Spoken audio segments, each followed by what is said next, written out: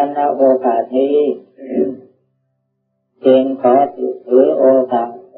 โดยการนำท่านทั้งหลายนั่งสมาธิการนั่งสมาธิเป็นการปฏิบัติสมาธิภาวนาในท่านั่ง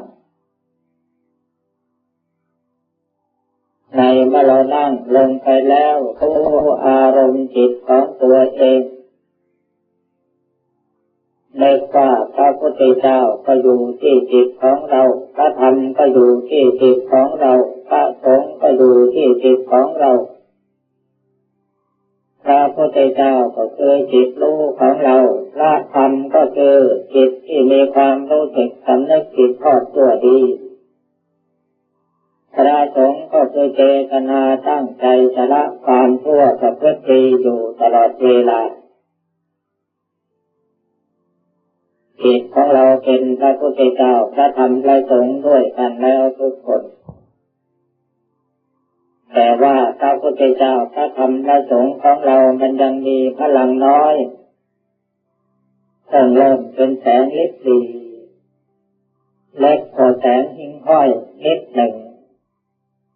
ดังนั้นเราจึงมาตั้งใจปฏิบัติภาวนาเพื่อให้แสงพุทธธรรมอันนั้นสว่างไสวขึ้นในจิตโดยการบริกรรมภาวนาโดยการพิจารณาสิ่งต่างๆเกี่ยวกับเรื่องกายและใจและจิตของเราโดยการตามรู้อารมณ์จิตของเราโดยความมีสติสัมปชัญญะขอบอกอย่างตรงไปตรงมาว่าการทำสมาธิภาวนานี้เพื่อฝึกฝนอบรมจิตให้มีพลังงานคือสมาธิความตั้งมั่นมีสติสัมปชัญญะมีพลังแก่กล้า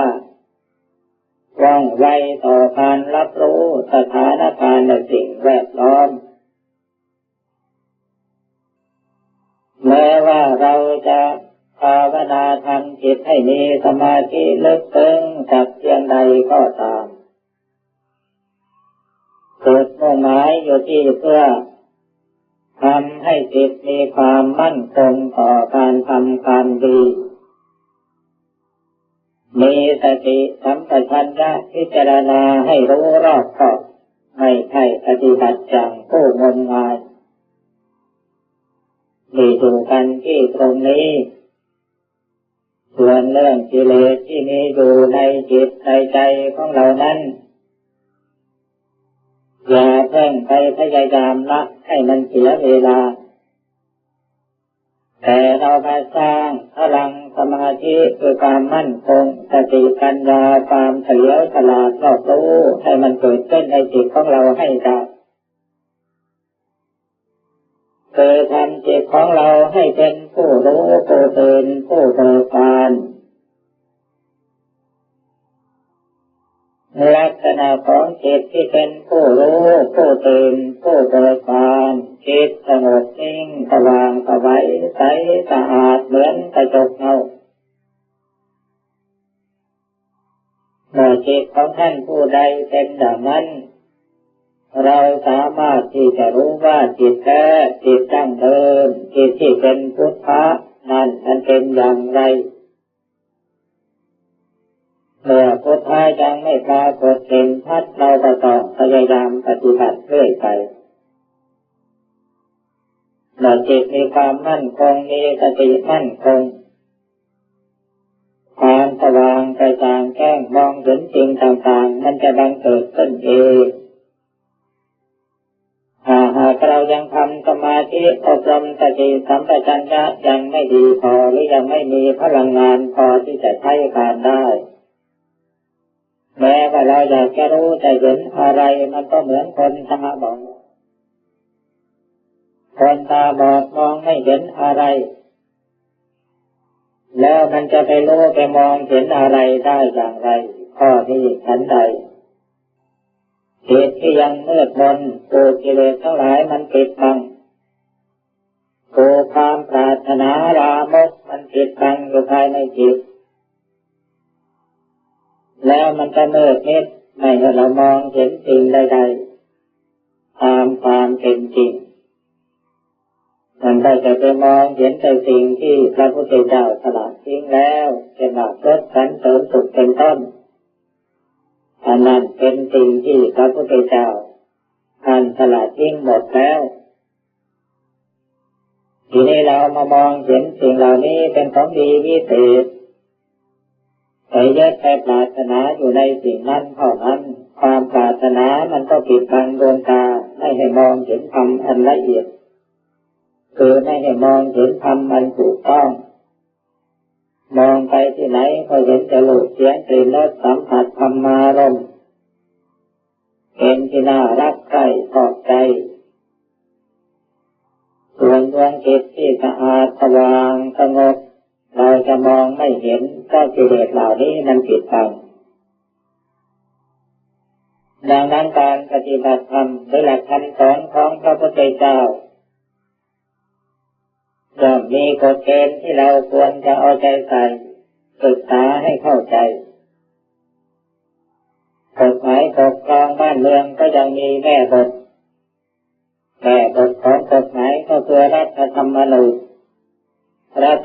นูญปกครองบ้านเมืองนั่นเป็นตัวบทกฎหมาย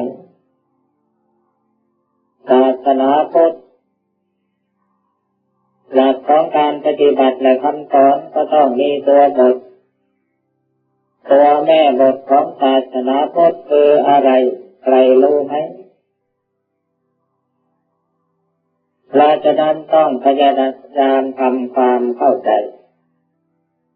ตัวแม่บทของศาสนาพุทธอยู่ที่มนุษยธรรมอันนั้นคือศีลห้าข้อนี้แหละเป็นแม่บทเป็นกฎเกณฑ์ที่ชาวพุทธผู้นับถือพระพุทธศาสนาจะต้องยึดเป็นหลักปฏิบัติถ้าปฏิบัติตามแม่บทนี้ไม่ได้อย่าไปกล่าวถึงที่เราจะต้องปฏิบัติให้มันได้มรรคผลนิพพานไม่มีทางถ้าศีลห้าไม่ดีความเป็นมนุษย์ไม่สมบูรณ์เพราะฉะนั้นศีลห้านี้จึงเป็นคุณธรรมหลักพื้นฐานความเป็นมนุษย์ให้สมบูรณ์แม่ขาวนังสีพระภิกษุสงฆ์สามเณรยังมีการด่าตำหนิติเตียนกันเพ่งโทษกันแล้วก็เกิดทะเลาะวิวาทกันขึ้นมาเพราะไม่มีศีลห้ามันไม่บริสุทธิ์จึงด่ากันได้ตำหนิกันได้ติเตียนกันได้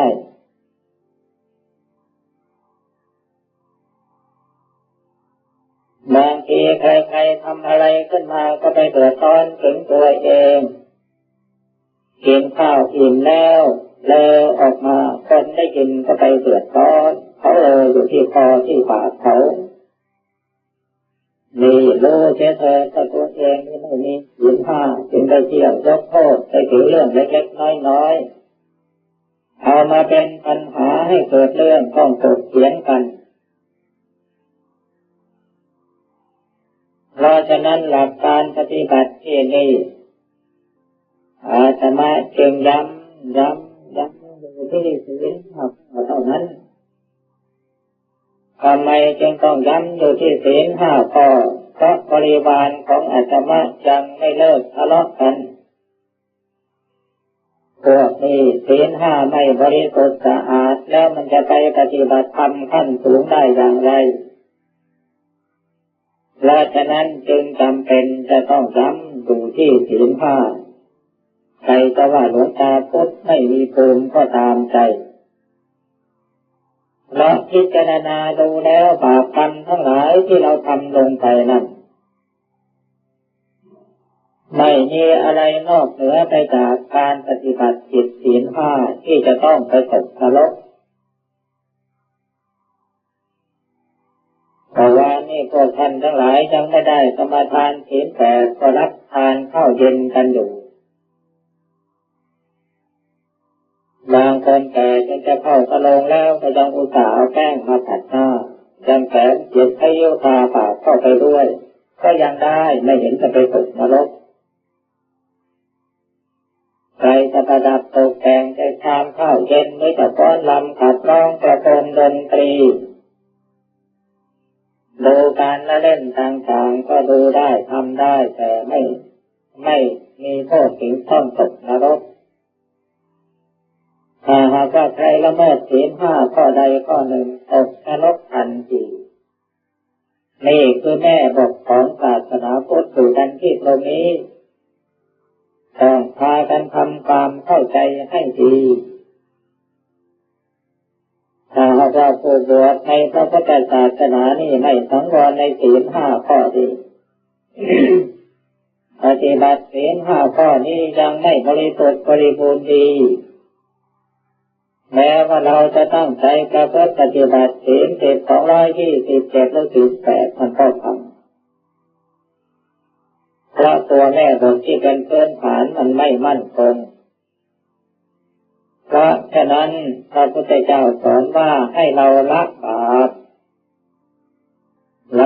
ละอย่างไรก็ละที่ศีลห้านั่นเองใครไม่ทำผิดศีลห้าข้อใดข้อหนึ่งได้ชื่อว่าละบาปได้เด็ดขาดเมื่อได้มาละบาปได้โดยเด็ดขาดแล้วผลเพิ่มของบาปมันก็ไม่มีสิเมื่อวานนี่ทุกหัวพาต้มยำรับทานอยู่แต่วันนี้หยุดแล้วก็หยุดต่อไปจนกระทั่งทั่วชีวิตบาปมันก็มีอยู่เพียงแค่นั้นแหละเพียงแค่ทุบหัวปลาเพราะเราไม่ได้ทุบมันอีกนี่พูดง่ายๆฟังให้มันเข้าใจเราก็เอาไปพิจารณาตรวจตราศีลของตัวเองว่าเราบริสุทธิ์บริบูรณ์ดีไหมก็ปฏิบัติได้ก็เป็นแผนการของการตัดผลเพิ่มของบาปไม่ให้มากขึ้นมีเท่าไหร่ก็อยู่เพียงแค่นั้นทีนี้นอกจากจะเป็นการตัดทอนผลเพิ่มของบาปแล้วยังเป็นอุบายบั่นทอนพลังของกิเลสให้ลดน้อยลงหรือหมดไปปฏิบัติอย่างไรเราท่านเราจะนึกถึงศีลข้อปาณาติบาตสมุสาวาทพระพุทธเจ้าไม่ฆ่าไม่ด่าไม่ตีเราก็หยุดทันทีถ้าจิตใจมันโลภมันอยากได้โน่นอยากได้นี่ถ้าเป็นทางที่ได้โดยครอบคำแล้วให้มันโลภไปอยากได้อะไรแสวงหาเอาด้วยลำแข้งแต่ให้มันถูกต้องตามศีลและธรรมกฎหมายแต่ว่าอย่าให้มันผิดศีลข้ออธินาทานแต่หนุ่มเจ้าสาวทั้งหลายเกิดรักเกิดข้อกันเราเป็นรักเราเรื่องเกินจิตใจของพ่อของแม่ผู้ปกครองอดเว้นกันที่ตรงนี้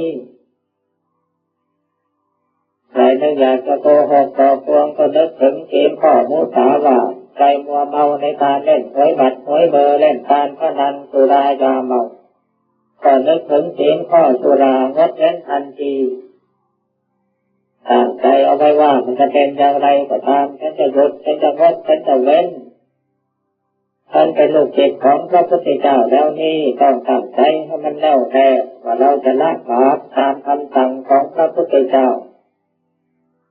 ถ้าเราละไม่ได้เว้นไม่ได้เราจะเป็นลูกศิษย์ของพระพุทธเจ้าได้อย่างไรนี่คือหลักกฎเกณฑ์ของการละความชั่วหรือละความบาปมันอยู่กันที่ตรงนี้ถ้าละบาปได้ตามกฎเกณฑ์ของศีลห้าแล้วหายห่วงไม่ต้องไปกังวลอะไรอีกแต่มีศีลห้าบริสุทธิ์บริบูรณ์มันก็ตัดกรรมตัดเวรการตัดเวรก็คือว่ายุติการทำกรรมยุติการทำกรรมที่ชั่วที่จะทำให้เกิดเวรอาฆาตพยาบาทจองเวรซึ่งกันและกันมันทั้งหมดเท่านั้นเพราะว่าสิ่งใดที่มันจะเป็นกรรมเป็นเวรที่ชั่วจะให้ผลร้ายประโยชน์มันทันที ไม่ต้องไปหาพระที่ไหนมาเสกมาเป่าให้หมดกรรมหมดเวรมันไม่มีทางหรอกการตัดกรรมตัดเวรก็คือการหยุดทำบาปตั้งแต่วันนี้เดี๋ยวนี้วินาทีนี้อันนี้เป็นการตัดกรรมตัดเวรเพราะฉะนั้นหลักของการตัดกรรมตัดเวรมันอยู่ที่ตรงนี้พอเราตัดกรรมตัดเวรได้เด็ดขาดว่าจิตของเรานี่มันสงบไปแล้ว50%แล้วนะโยมนะมันสงบจังไรเพราะมันไม่มีความหวาดระแวงว่าคนโน้นเขาจะมาทำร้ายคนนี้เขาจะมาทำร้ายผู้ที่มีศีลบริสุทธิ์สะอาดดีเนี่ยเป็นผู้ยอมเสียสละชีวิตเพื่อชีวิตของคนอื่นชีวิตเลือดเนื้อในกายของเราสละทิ้งหมดแล้วแม้แต่เข้าไปในป่าเสือมันก็ไม่กินเพราะเสือมันไม่อยากกินของที่เขาทิ้งแล้วมันจะกินแต่ของที่เขาหวงเท่านั้นเองเพราะฉะนั้นเรามาเป็นนักปฏิบัติต้องทำความเข้าใจในแง่บทของศีลและระเบียบที่เราจะพึงปฏิบัติอย่างเคร่งครัดแล้วก็ตั้งใจทำสมาธิภาวนาโดยวิธีการต่างๆที่เราคล่องตัวและชำนิชำนาญมาแล้ว ให้จิตมันมีความมั่นคง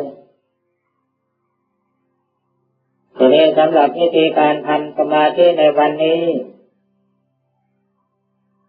จะขอแนะนำเอาไว้2 วิธีวิธีหนึ่งต้องบริกรรมภาวนาพุทโธพุทโธพุทโธพุทโธพุทโธเอาไว้ทุกลมหายใจไม่เฉพาะแต่เวลาที่เรามานั่งอยู่เดี๋ยวนี้ยืนเดินนั่งนอนรับทานดื่มทำพูดคิดต้องพุทโธพุทโธพุทโธพุทโธพุทโธได้ตลอดเวลา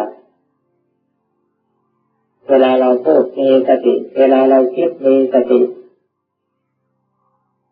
เมื่อเราท่องพุทโธแล้วมันเป็นอุบายทำจิตให้มีสติสัมปชัญญะ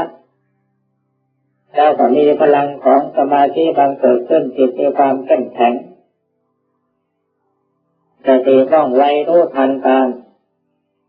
ต่อไปเราอาจจะไม่ท่องพุทโธก็ได้กำหนดตามรู้ยืนเดินนั่งนอนรับทานดื่มทำพูดคิดทุกขณะจิตทุกลมหายใจ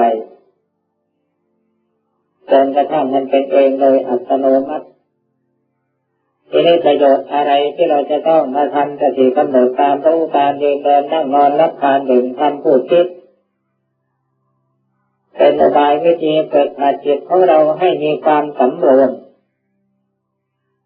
เมื่อเรามีสติรู้อยู่กับสิ่งเหล่านี้จักขุนาสังวโรสาธุเราจะได้สำรวมตาสาธุโสเตนะสังวโรเราก็ได้สำรวมหูคาเนนะสังวโรสาธุเราก็ได้สำรวมจมูกเทวหายะสังวโรสาธุเราได้สำรวมลิ้นกายเยนะสังวโรสาธุเราได้สำรวมกายมนาสาสังวโรสาธุเราได้สำรวมจิตการสำรวมนั้นคือเจตนาตั้งใจคอยระแวดระวังเป็นอุบายให้เกิดสติสัมปชัญญะเพราะสิ่งนั้นเป็นอารมณ์จิตเมื่อจิตมีอารมณ์สิ่งรู้สติมีสิ่งระลึกจำเติมพลังงานขึ้นมาทำให้ศีลบริสุทธิ์สะอาดเพราะเรามีสติคอยระมัดระวังอยู่ตาเห็นรูปมีสติหูได้ยินเสียงมีสติจมูกได้กลิ่นมีสติเล่นได้รสมีสติโดยเฉพาะเรื่องเล่นได้อาหารที่มีรสถูกปากไม่ถูกปากไม่สำคัญ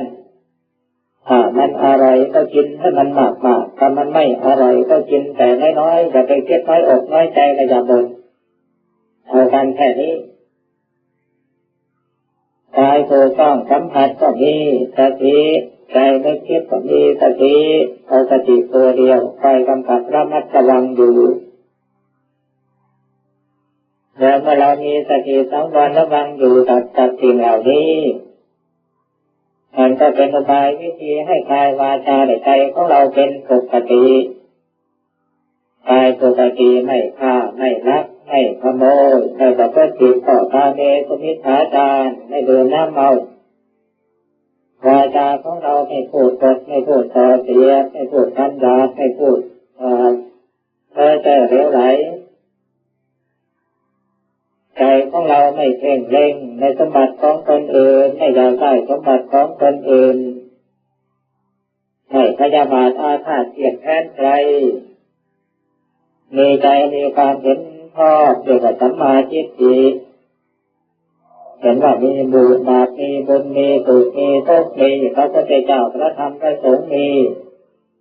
ผู้ปฏิบัติตามคำสอนของพระพุทธเจ้าพระธรรมพระสงฆ์จิตต้องมีสมาธิมีสติปัญญาได้ความรู้แจ้งเห็นจริงในธรรมะตามกฎแห่งความเป็นจริงคือรู้อนิจจังทุกขังอนัตตารู้ทุกข์สมุทัยนิโรธมรรคในจิตมีพลังงานดีแล้วมันจะรู้ของมันเองไปหมดนั่นแหละแต่ที่เราปฏิบัติยังไม่ถึงยังไม่ได้แต่เราอยากจะรู้มากรู้มากแล้วก็ได้แต่คุยกลายเป็นคนตาบอดคุยสูงดังนั้นเราจะหัดเป็นคนตาบอดคุยสูงนักปฏิบัติทั้งหลายโดยส่วนใหญ่มีแต่คนตาบอดคุยสูงผู้ที่ทำตัวเป็นนักปฏิบัติเป็นกรรมฐานถ้าเราปฏิบัติสมาธิยังไม่เกิดจิตยังไม่เป็นสมาธินี่เราไปคุยไม่ได้หรอกถ้าเกินคุยก็มีแต่เรื่องโกหกมนุษย์ในโลกนี้ใครหนอจะโกหกใครแน่เรียนเกินผ้าสีดำๆไม่มีเพราะฉะนั้นให้ระวังครูบาอาจารย์ของเราท่านย้ำนักย้ำหนาว่าเอาสมาธิให้มันได้เอาสมาธิให้มันได้ที่ในการทำสมาธิทำอย่างนี้เด้อพอไปลองทำลองดูแต่ใครไม่เชื่อก็รับฟังได้แล้วก็ทำไว้ลองดูวันนี้ก็มีเด็กดีคนหนึ่งไปถามว่าทำไมจิตใจมันมีแต่ความฟุ้งซ่านมันไม่สงบสักทีว่าอย่างนั้นสงสัยจะไปโดนใครโกหกมาแล้วมั้งว่าจิตมันฟุ้งซ่านนั่นเป็นอย่างนี้ก่อนศีลอบรมสมาธิศีลหมายถึงศีลที่บริสุทธิ์อย่างต่ำศีล5กายวาจาบริสุทธิ์ปราศจากโทษเมื่อมานั่งสมาธิแล้วจิตก็สงบเป็นสมาธิได้ง่ายสมาธิที่มีศีลเป็นเครื่องประกันความปลอดภัยมันทำให้เกิดปัญญาที่ได้คำว่าปัญญาที่เกิดขึ้นมานี้มันไปรู้พระไตรปิฎกจบทั้ง 84,000 พระธรรมขันธ์อย่างนั้นหรือเปล่าจะไปเข้าใจผิดกันนะปัญญาที่มันเกิดขึ้นก็คือความคิดที่มันคิดไม่หยุดนั่นเองแต่เป็นความคิดอะไรก็ได้ที่มันคิดไม่หยุดเราไม่ได้ตั้งใจคิดมันก็คิดของมันขึ้นมาตั้งใจคิดมันก็คิดของมันขึ้นมาเพราะที่เราไปเข้าใจผิดว่าความคิดนั้นคือความฟุ้งซ่านแล้วเราก็อยากจะให้จิตมันหยุดคิดเพราะเราติดความสงบติดความนิ่งของจิตแต่แท้ที่จริงคำบริกรรมภาวนาพุทโธพุทโธพุทโธพุทโธพุทโธที่ท่องเอาไว้นั่นน่ะมันอะไรเสียอีกก็คือความคิดนั่นแหละมันอะไรเสียอีกก็คือความคิดนั่นแหละทีนี้เมื่อภาวนาพุทโธพุทโธหัดคิดพุทโธพุทโธพุทโธพุทโธพุทโธจำจ้องตัวจำนี้ทำนานแล้วสมาธิมันเกิดเองพอสมาธิมันเกิดขึ้นมาเล็กหน่อยมันก็ทิ้งพุทโธที่มันตั้งใจคิดอยู่นั้นแล้วไปคิดอย่างอื่นขึ้นมา ความคิดอย่างอื่นนั่นก็คือความคิดเหมือนกันกับพุทโธนั่นแหละเพราะฉะนั้นเมื่อจิตมีความคิดเกิดขึ้นมาเองปล่อยให้มันคิดไปเลยปล่อยให้มันคิดไปแล้วเอาอย่างนี้ตั้งใจเอาไว้ว่าเอาใจที่คิดไปถึงไหนฉันจะตั้งใจดูแกคิดไปเหนือไปใต้คิดไปนรกคิดไปสวรรค์คิดไปบ้านคิดไปช่องคิดไปเที่ยวหาเที่ยวแต่เที่ยวสาวคิดไปนับไปขโมยไปจี้ไปปล้นตามมันไปลื้อมันไปมันจะไปถึงไหนทีนี้ถ้าเราการคิดนั้นเป็นอารมณ์จิตพอเราสติตามรู้มันไปเมื่อสติสัมปชัญญะตัวนี้มีพลังแก่กล้าขึ้นผลมันจะเกิดขึ้นเป็นสองอย่างถ้าสติตามทันความคิดทุกขณะจิตคิดไปดูไปคิดไปดูไปคิดไปดูไปตัวคิดไม่หยุดนั่นเป็นตัวที่ตกสติรู้พร้อมในขณะที่จิตมีความคิดนั่นคือตัววิจารคิดไม่หยุดเรากำหนดดูมันเรื่อยไปแต่เดี๋ยวทีมันก็บังเกิดขึ้นคิดไปดูไปคิดไปดูไปกายก็เบาจิตก็เบาหนักเข้ากายก็สงบจิตก็สงบมันสงบอย่างไรมันคิดอยู่ไม่หยุดมันสงบอย่างไรเอาคำที่ไหนมาพูด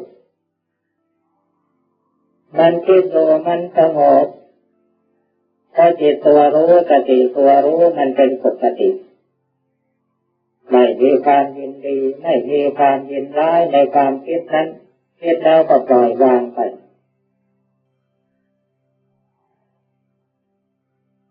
อารมณ์กับจิตมันโดดเด่นจนทราบสติที่ไปกำหนดรู้อยู่ที่ความคิดที่เกิดดับเกิดดับสูงอย่างแน่วแน่มั่นคงโลทันทุกขณะจิตเขาเรียกว่าอะไรจิตตานุปัสสนาสติปัฏฐานไม่ใช่หรือภาวนามาจนกระจายไม่เข้าใจความคิดที่มันคิดอยู่ไม่หยุดสติไปตั้งอยู่ที่ความคิดกำหนดรู้ที่ความคิดตลอดไปนี่แหละตัวนี้แหละเขาเรียกว่าธรรมานุปัสสนาสติปัฏฐานนักปฏิบัติทั้งหลายโง่มานานแล้วเพราะฉะนั้นทำความเข้าใจซะให้ดีท่านอาจารย์เขาท่านพูดเป็นคติเตือนใจไว้ว่าเมื่อก่อนนี่จิตข้างมันสงบสว่างสบายแต่เดี๋ยวนี้มันมีแต่ความคิดมันไม่สงบสักทีนี่อาจารย์ใหญ่เปิดคำพีเอาไว้อย่างนี้ทำไมลูกศิษย์ไม่จดจำคำสอนของอาจารย์เพราะฉะนั้นเรามาสอนกรรมฐานอยู่นี่เกือบ20 ปีหรือ20 ปีแล้วมันจึงหาผลเอาดีไม่ได้เพราะไม่เชื่อครูบาอาจารย์ใหญ่ท่านว่าเวลานี้จิตข้าไม่สงบมีแต่ความคิดพอถามท่านว่าจิตมันเสื่อมหรืออย่างไรถ้ามันเอาแต่นิ่งสงบอย่างเดียวมันก็ไม่ก้าวหน้าสิท่านว่าอย่างนี้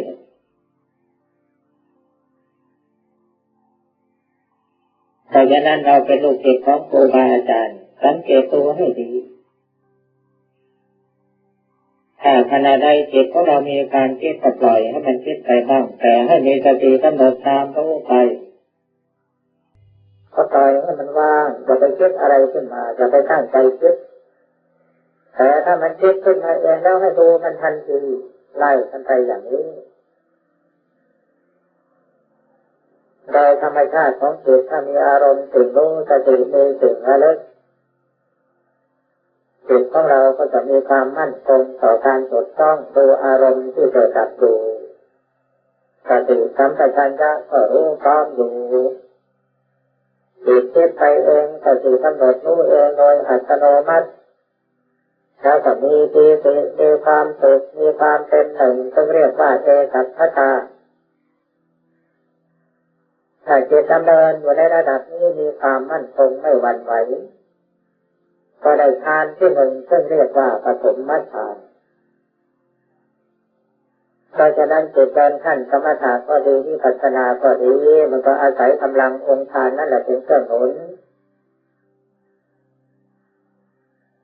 เวลาเราพิจารณาไปบริกรรมภาวนาไปก็จิตมันคิดขึ้นมาเองโดยไม่ได้ตั้งใจเรารู้สึกไม่พอใจบางครั้งจะให้มันหยุดคิดมันไม่ยอมหยุดนั่นคือมันได้วิตกก็คือความคิดอันใดมีสติรู้พร้อมในขณะจิตนั้นเรียกว่าจิตได้วิตกวิจารเป็นองค์ประกอบของฌานเป็นองค์ที่หนึ่งและองค์ที่สองของฌานทีนี้เมื่อมีฌานประกอบด้วยองค์หนึ่งองค์สองแล้วจิตมันซึมซาบในอารมณ์ของฌานนั้นถ้าต้องเกิดมีความสุขมีความเป็นหนึ่งจิตกำลังตัวอารมณ์จิตตัวเชื่อมันก็เชื่อตัววันเลยเดินไปสนุกไปบางทีจิตบางตัวเนี่ยพอดูไปเพลินไปมันเกิดสว่างขึ้นมาแล้วพอมันเกิดสว่างขึ้นมาแล้วมันฉายหนังให้ดูกระตุ้นเลยจิตมันฉายหนังให้ดูกระตุ้นเมื่อมันสว่างสวัยแล้วกระแสมันส่งออกไปข้างนอกบางทีมันก็ไปเป็นตอสี่เหลี่ยมอยู่ข้างหน้าแล้วมีรูปภาพอะไรต่างๆขึ้นมาในขณะนั้นจิตของใครจะฝังแน่นหรือเกิดพันกับสิ่งใดๆเมื่อก่อนเข้าสมาธิมันก็จะแสดงมโนภาพเป็นตนเป็นตัวขึ้นมาให้มองเห็นเหมือนกับเรานั่งดูโทรทัศน์นั่นเองบางทีคนที่มีโชคดีก็เห็นตัวเลขไหลกันมาหลายออกจากสมาธิเราทิ้งไปซื้อนั่นคือดอกไม้พญามารพิจารณาดูให้ดีเด้อนักปฏิบัติทั้งหลายเดินมาติตาสาวๆคนหนึ่งมาจากกรุงเทพมาถามว่าเมื่อก่อนนี้หนูนั่งสมาธิจิตสงบสว่างอยู่มาวันหนึ่งภาวนาไปแล้วมันเห็นเลขสวยเบอร์เลข3 ตัวออกมาพอจากสมาธิมาแล้วก็เลยไปซื้อหวยถูกจริงๆทีนี้พอเสร็จแล้วภายหลังมาภาวนาแล้วมันไม่เป็นอย่างเก่าเลยเขาก็เลยเกิดสงสัยว่าทำไมมันจึงเป็นอย่างนั้นมันก็เป็นอย่างนั้นที่ตัวจะทำผิดศีลคนซื้อหวยซื้อเบอร์นี่คนขายก็ผิดกฎหมายคนซื้อก็ผิดกฎหมายในเมื่อไปขโมยซื้อมันก็เป็นอธินาทานศีลก็อธินาทานมันไม่บริสุทธิ์มันวิบัติแล้วมันจะภาวนาได้อย่างไรจะไปเห็นว่าเป็นเรื่องเล็กน้อยนะเรื่องนี้นักปฏิบัติควรจะได้พิจารณาให้มันซึ้งเราเกิดมามากแล้วต่อไปนี้เรามาตั้งใจบริกรรมภาวนาทำสมาธิให้จิตมันสงบนิ่งเป็นสมาธิขอให้ทุกท่านกำหนดบริกรรมภาวนาพุทโธพุทโธพุทโธพุทโธพุทโธไว้ในใจสำหรับตัวที่หัดภาวนาใหม่ถ้าพุทโธพุทโธพุทโธไปจิตมันเที่ยงพุทโธไปคิดต่างอื่นก็ให้ดึงมาหาพุทโธแล้วท่องพุทโธพุทโธพุทโธไปใหม่สำหรับผู้ที่ภาวนาพุทโธมาจนคล่องตัวจนจิตมันเกิดความคิดอ่านขึ้นมาแล้วปล่อยให้มันคิดไปแต่สังเกตดูมันอยู่ในลักษณะที่เบากายเบาใจอารมณ์เป็นที่สบายก็ปล่อยให้มันไปแต่ให้มีสติกำหนดตามรู้เหตุผลของการปฏิบัติมันอยู่ที่ตรงนี้หรืออะไรมันจะเกิดขึ้นกายเบาจิตเบากายสงบจิตสงบตัวสั่นตัวโยกตัวโปร่งหรือลมหายใจทำท่าจะหายขาดไปหรือมีอะไรเกิดขึ้นให้เฉยอยู่กำหนดรู้ที่จิตเพียงอย่างเดียวในช่วงนี้ให้ตัดสินใจเด็ดขาดว่าอะไรเกิดขึ้นถ้าไม่สนใจเท่านั้นท่านจะดูจิตของท่านอย่างเดียวเท่านั้นแล้วก็ตั้งใจบริกรรมภาวนาไปเกิดอยู่เคยพิจารณาอะไรคล่องๆแล้วก็พิจารณาไปตามที่ตนถนัดก็แล้วกันเป็นกิริยาของจิต เรากำหนดรู้จิตของเราในท่าเดินตัวกระเดินจงกรมขณะที่เดินจงกรมก็กำหนดอารมณ์ภาวนาเหมือนกับขณะที่เรานั่งเป็นนั่งภาวนาพุทโธพุทโธเดินจงกรมกับพุทโธพุทโธหรือยกขาไปหนอแล้วแต่ถนัดเวลาเดินกำหนดจิตภาวนาพุทโธพุทโธพุทโธเวลานอนลงไปก็พุทโธพุทโธพุทโธจนกว่าจะนอนหลับตื่นขึ้นมาเมื่อไหร่นึกพุทโธเอาไว้ทันทีอยู่ให้ปฏิบัติการนี้ตลอดไปอยู่ในสมาธิเรามาสำรวมจิตสำรวมใจเฉพาะเวลานั่งหลับตาสมาธิพุทโธพุทโธพอออกจากที่นั่งสมาธิไปแล้วเราไม่เอาใจใส่ตัวเองคือให้ฝึกสติมันจะไม่คุ้มเพราะว่าเวลาทำสมาธิของเรามันน้อยเกินไปเพราะนั้นต้องหัดทำใจให้มีสมาธิอยู่ทุกขณะจิตทุกลมหายใจนอนหลับลงไปแล้วก็ให้มันมีสมาธิอยู่ซึ่งมันจะเป็นไปเองเมื่อเราเกิดตกลมให้คล่องให้ชำนิชำนาญแล้วบางทีบางคนภาวนาหนักเข้าจิตสงบสว่างเวลานอนแล้วจิตมันก็สงบสว่างบางทีเข้าใจว่าตัวเองนอนไม่หลับก็ดีแต่แท้จริงๆจิตมันเป็นสมาธิจิตสมาธินี่ถ้าเราฝึกให้มันคล่องทำให้ชำนาญแล้วการนอนไม่มีหรอกนอนก็นอนแต่กายแต่ว่าจิตมันไม่ยอมนอนพอนอนหลับปุ๊บลงไปมันก็สว่างรู้อยู่ในจิตตลอดคืนนั่นจิตมันอยู่ในสมาธิบางทีนักภาวนารู้เท่าไม่ถึงการประวัติตัวเองนอนไม่หลับสงสัยตัวเองอยู่เรื่อยถ้าใครสงสัยต้องข้องใจก็ให้ทดสอบพิจารณาดูถ้านอนลงไปแล้วมันไม่หลับตลอดคืนตื่นขึ้นมาแล้วมันง่วงไหมมันเพลียไหมมันอ่อนไหมนี่ให้กำหนดหมายรู้อย่างนี้ถ้าหากว่ามันไม่ง่วงไม่อ่อนเพลียกายเบาจิตเบากายสงบจิตสงบแล้วมันรู้จักเหน็ดเหนื่อยนั่นแสดงว่าจิตมันอยู่ในสมาธิกายมันได้นอนหลับจากเต็มที่เราเมื่อจิตเป็นสมาธิเราทำให้กายเบาทำให้จิตเบาทำให้กายสงบทำให้จิตสงบเมื่อกายเบาจิตเบากายสงบจิตสงบเราก็ได้พักผ่อนอย่างเต็มที่สิ่งแปลกๆทั้งหลายเหล่านี้มันจะบังเกิดขึ้นบางทีเรานอนลงไปแล้วกำหนดจิตมันหลับแล้วมันสงบสบายบางทีมีคนมาปลุกเรานอนไม่รู้สึกตัวแต่เมื่อเรารู้สึกตัวตื่นขึ้นมาแล้วเพื่อนเขาถามว่านอนหลับหรือเปล่าไม่ได้นอนหลับไม่ได้นอนหลับทำไมปลุกไม่ตื่นแล้วเราก็จะสงสัยตัวเองถ้าจิตอยู่ในสมาธิท่านอัปปนาสมาธินี่ใครจะปลุกอย่างไรมันก็ไม่ตื่น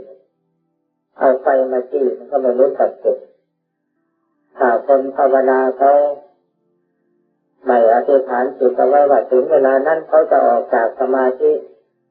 ในช่วงที่ไม่ถึงเวลาที่เขากำหนดไว้เนี่ยใครจะมาทำอะไรมันไม่รู้สึกตัวตอนนั้นนี่อันหนึ่งละที่ทำให้นักปฏิบัติจะต้องสงสัยตอนหนึ่งเมื่อจิตสงบไปไวเข้าทีหลังมามันสงบลงได้หน่อยความคิดมันจะฟุ้งขึ้นมาเราก็จะว่าจิตของเรามันฟุ้งซ่านให้สังเกตตัวให้ดีเมื่อจิตมีความคิดเรากำหนดดูถ้ามันรู้สึกว่าความคิดมันช่วยให้เราสบายก็ปล่อยให้มันคิดไปแล้วอีกอย่างหนึ่งเมื่อทำสมาธิเก่งแล้วมันนอนไม่หลับเลยสงสัยตัวเองเป็นโรคประสาทหรือเปล่าแต่เดี๋ยววิ่งไปหาหมอก็จะหาว่าเราเป็นโรคประสาทฉีดยาระงับโรคประสาทเข้าให้แต่เดี๋ยวมันก็จะเป็นกระลมกระเลยเป็นเดือนเป็นปี อันนี้หลวงพ่อเคยมาแล้วเพราะฉะนั้นเตือนท่านทั้งหลายเอาไว้เผื่อว่ามีเหตุการณ์อย่างนั้นเกิดขึ้นก็ได้ทั้งวันแล้วก็ให้สังเกตตัวให้ดีถ้าจิตมันมีความคิดแต่มันทำให้เราสบายดูไปแล้วมันทำให้เกิดมีปีติมีความสุขเกิดมีความรู้ธรรมเห็นธรรมขึ้นมาก็ปล่อยให้มันคิดไปให้มันรู้ไปมันเป็นธรรมชาติของมันอย่างนั้นเป็นลักษณะเพราะมันจะเป็นแบบนี้แต่เราภาวนาโตโตโตโตโตโตโตโตโตโตโตโตโตโตจิตก็รู้สึกว่าบางทีรู้สึกว่าชาตามตัวนิดหน่อยแล้วก็รู้สึกว่ากายเบาจิตเบากายสงบจิตสงบสงบวาบลงไปนิ่งสว่างโปร่งขึ้นมาดังนั้นวันนี้จึงพาสวดธรรมจักรกับปวัตตนสูตรเรื่องราวในธรรมจักรกับปวัตตนสูตรพระพุทธเจ้าทรงแสดงธรรมจักรกับปวัตตนสูตรให้ภิกษุเป็นสวัสดีฟังที่ตาอิติปัตตนะอิปทายวันต้นด้วยรู้ก่อนภิกษุทั้งหลายส่วนสุดสองอย่างพวกเธอทั้งหลายไม่ควรต้องเสพส่วนสุดสองอย่างนั้นคืออะไรกามสุขันธิกานุโยคการประกอบตนให้พัวพันอยู่ในกามสุขหมายถึงทำตนให้สบายจนเกินไปเช่นอย่างเห็นแก่หลับเห็นแก่นอนเห็นแก่กินเห็นแก่เที่ยวอะไรพวกนี้พวกกามสุขันธิกานุโยคทั้งนั้นอาตสิลมัฏฐานุโยคทรมานตนให้ได้รับความลำบาก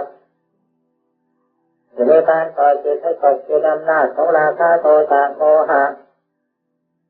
เจตตัวใหม่ทำความไม่สบายใจในโอวาทคำสั่งสอนครูบาอาจารย์ทนความหิวไม่ได้อะไรพวกนี้มันเป็นอัตตกิลมัฏฐานุโยคฉะนั้นอารมณ์ใดที่ทำให้เราทุกข์ใจไม่พอใจนั่นคืออัตตกิลมัฏฐานุโยคหรือการประกอบตนทรมานตนด้วยวิธีการต่างๆสองอย่างนี้บัพพจิตไม่ควรทำควรจะปฏิบัติตามทางสายกลางให้ย่อนนักให้ตึงนักให้พอดีพอดีบริโภคอาหารกับโภชเนมัตตัญญุตารู้จักประมาณในการบริโภคให้มากนักให้น้อยนักอาภริยานิโยคประกอบความเพียรอินทรีย์สังวรสำรวมอินทรีย์แต่มันอยู่ในระดับกลา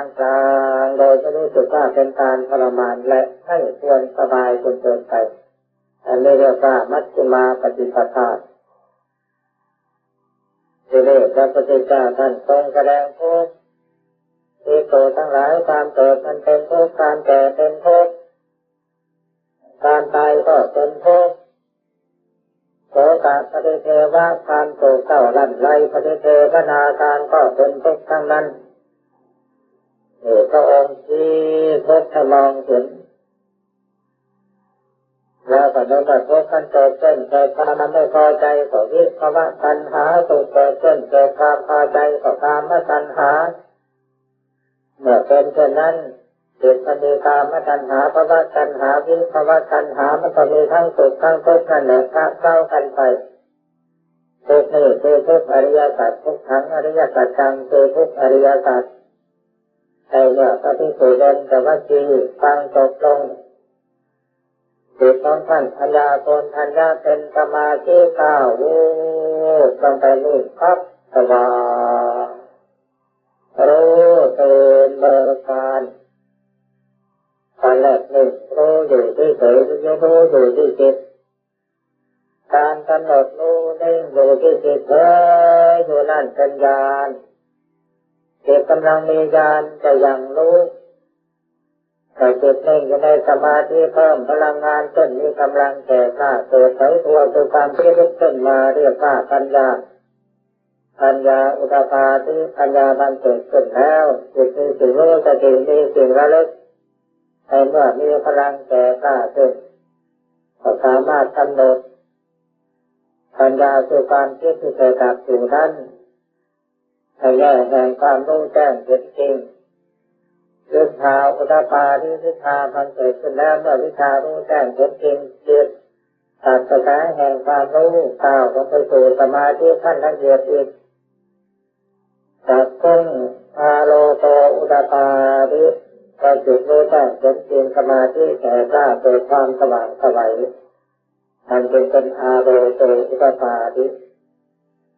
ในจิตของผู้ปฏิบัติแล้วนั้นเมื่อเข้าไปสู่สมาธิอันละเอียดก็มองเห็นได้สิ่งใดสิ่งหนึ่งเกิดขึ้นเป็นธรรมดาสิ่งนั้นดับไปเป็นธรรมดา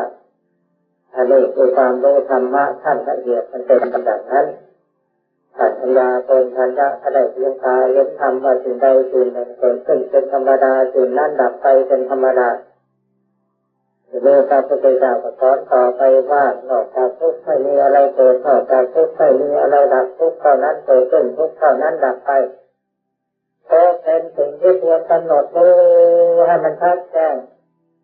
ให้มันรู้ชัดแจ้งแล้วก็ควรจะได้กำหนดว่าทุกข์เราได้กำหนดรู้แล้ว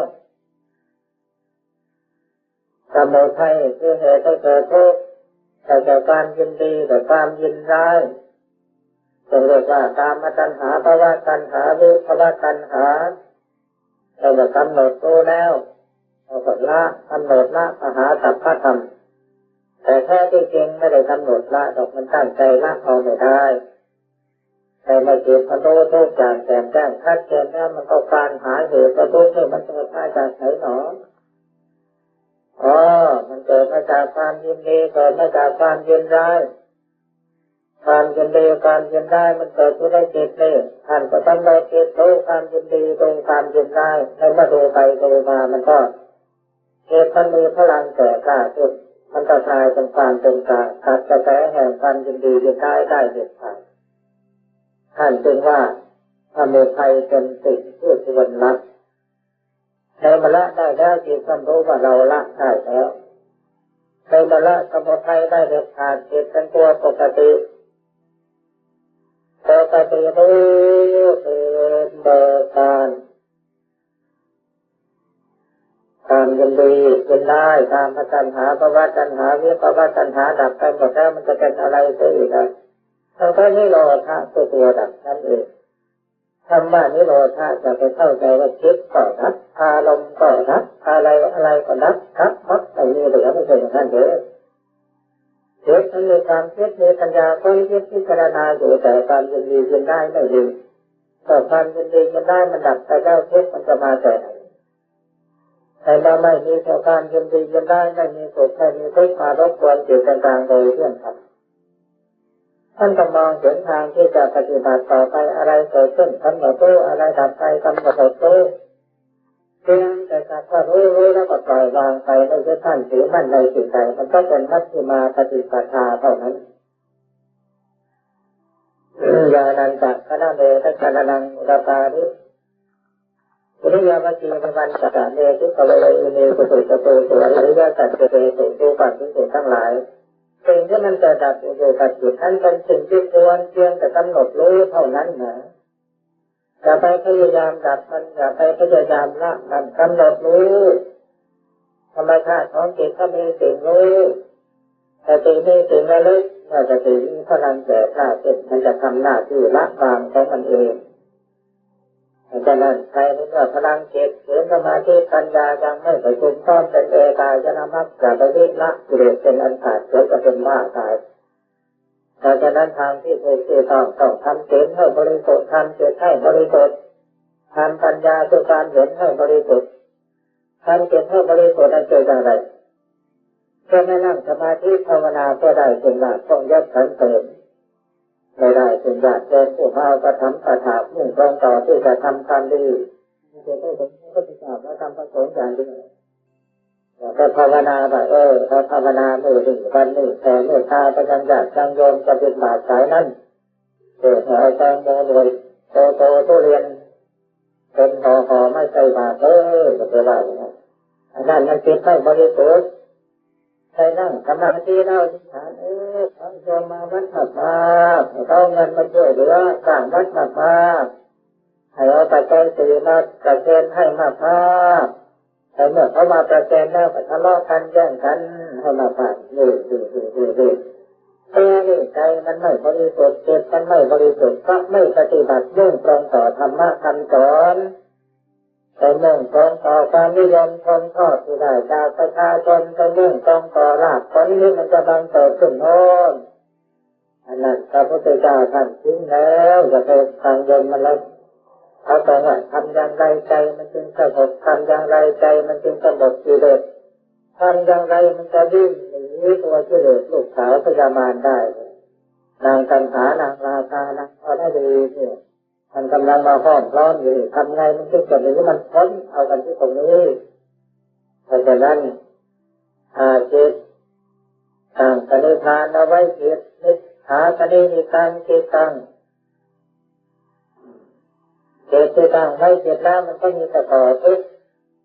ถ้าเราไปตั้งใจเอาไว้ปรารถนาสิ่งที่เป็นอามิสไปเกิดคุณธรรมแต่มาเป็นเช่นนั้นจิตมันไปติดอยู่ที่อามิส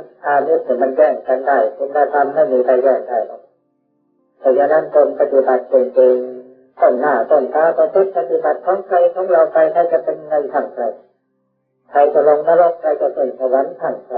เรามาตัวจะลอยจะลงนรกถ่ายเดียวต่อทั้งตั้งใจปฏิบัติที่ปฏิบัติต่อสู่เท่านั้นมันอยู่ที่ตรงนี้เพราะฉะนั้นอย่าไปเชื่อเลยใครจะลงนรกจะยังไงก็ช่างใครสิถ้าคนทั้งโลกจะลงนรกหมดเราไปนั่งอยู่บนสวรรค์อ่านตามดีตัวคนเดียวนางเทวดามาห้อมล้อมเขาไม่มีเชื่อพระบุตรพระอินทร์องค์ใดจะมาแย่งเด้อมันจะไม่ดีเหรอเพราะฉะนั้นอย่าไปกลัวคนอื่นเขาจะลงนรกกลัวเราดีจะลงนรกบางทีเราไปกลัวคนอื่นเขาจะลงนรกไปตอนเขาในเรื่องเขาไม่ปฏิบัติตามเราก็น้อยอกน้อยใจบางทีเผลอไปด่าก็ต้องไปจัดการเขาบังคับตัวนรกใจเลยนะเพราะฉะนั้นอย่าไปต่อเรื่องต่อราวให้ตัวเองเข้าเดือดร้อนและวันนี้การอบรมเกี่ยวกับเรื่องสมาธิที่ปัจจนาก็เห็นว่าสมควรแก่กาลเวลา